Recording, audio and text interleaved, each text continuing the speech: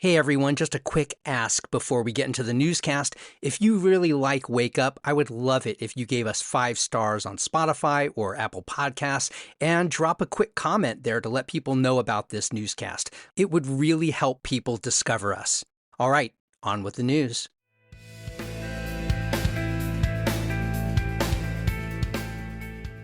Wake up, Asheville. I'm Matt Peiken, and this is your local newscast for Tuesday, February 3rd. As you well know, Western North Carolina experienced bitter cold early yesterday. The National Weather Service reported temperatures of 13 degrees at Asheville Regional Airport. Black ice formed on roadways as snowmelt refroze. Duke Energy urged customers to conserve energy between 10 a.m. and 4 p.m. Conditions are expected to climb somewhat today, with a high near 47 degrees and rain likely by nighttime, warming to near 49 degrees by Friday. The Asheville-Buncombe Continuum of Care has issued a code purple through today. Read more at 828 News Now.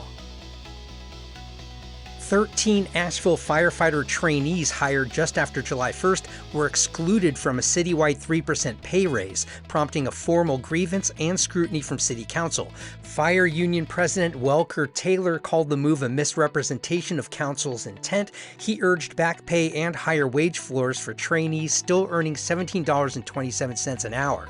Councilman Bo Hess attempted to force a vote on a budget amendment, but procedural rules blocked it. City Manager D.K. Wesley cited a looming $30 million shortfall as reason to delay changes. The grievance will now proceed through a formal review. You can read more about this in the Citizen Times.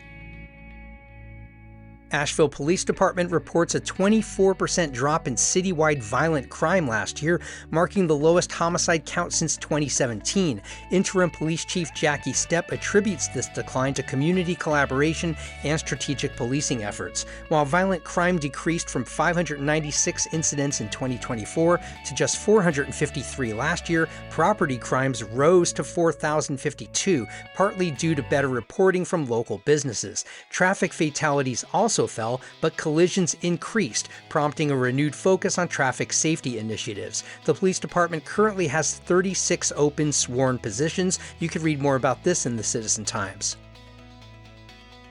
Ingles Market saw a 40% increase in sales from 2019 to 2023, and the company's net income rose 158% during the pandemic years.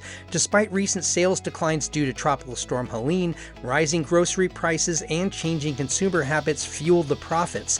Still, gross margins have narrowed recently, suggesting Ingles may be absorbing costs rather than passing them on to customers. The median salary for employees increased slightly, while executive compensation remains significantly higher. Other than top executives, Ingles employees, including part-time, full-time, and temporary workers, earned a median salary of just under $24,000 last year. You can read more about this in the Asheville Watchdog.